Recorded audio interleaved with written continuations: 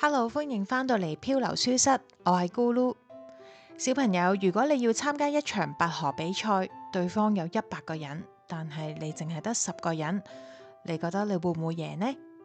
大部分嘅人可能未開始就已經想放棄啦，係咪啊？今日我哋要飛到一個地方叫做官渡，嗰度正進行一場好大嘅決鬥。曹操嘅對手就係袁紹，帶住好多好似大山一樣咁多嘅士兵，而曹操嘅人馬就少得可憐啊！呢一場係小個子打敗大巨人嘅故事。究竟曹操用一啲乜嘢神奇嘅魔法，令到小小嘅士兵可以贏到咁多人呢？我哋一齊睇下呢一場官渡之戰啦！袁紹真係好厲害，佢嘅旗冚咗半個天空。佢士兵嘅馬蹄聲大到連地下都喺度震動。曹操嘅士兵見到一大班人，心裏邊都好緊張，手都開始發抖。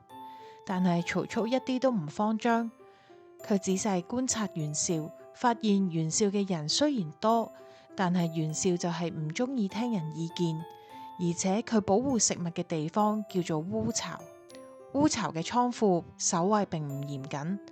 曹操就同士兵講：大家唔使驚，雖然佢哋人多，但係佢哋並唔團結。只要我哋燒咗佢哋嘅食物，佢哋覺得肚餓就冇辦法有氣力打仗噶啦。呢一個就係曹操嘅心理戰。佢知道贏比賽唔一定要靠力氣，係要靠邊一個睇清楚對方嘅弱點。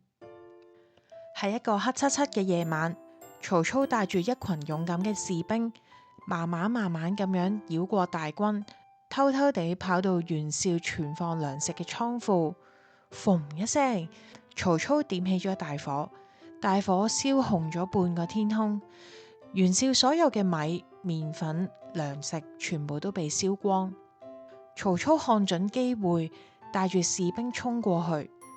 曹操雖然士兵好少，但係佢哋非常有信心。而袁紹嘅人雖然好多，但係佢哋心裏邊好驚。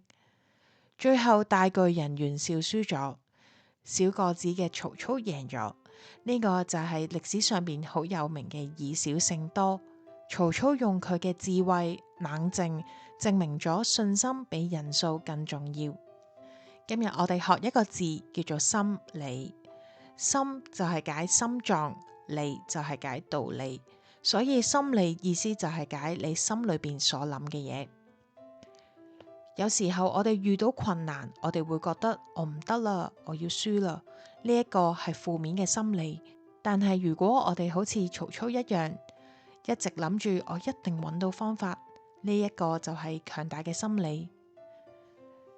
小朋友，有時候我哋見到密密麻麻嘅字，我哋可能會好驚。我哋可以話俾自己聽，就好似曹操打勝仗一樣，我哋心裏邊唔好驚，一個字一個字慢慢學，再難嘅中文字我哋都會學得識。到今日為止，我哋嘅第一章英雄大集合已經全部講完啦。我哋認識咗守信用嘅劉備、勇敢嘅關羽、可愛嘅張飛，仲有聰明嘅曹操、有型嘅孫策。下一集我哋要進入另一個章節，嗰度會出現一個全中國最聰明、最神秘嘅天才老師，叫做諸葛亮。佢會教識我哋好多唔同不可思議嘅妙計。我哋下一集再見。我係咕嚕，多謝你收聽我哋嘅頻道，下一集再見，拜拜。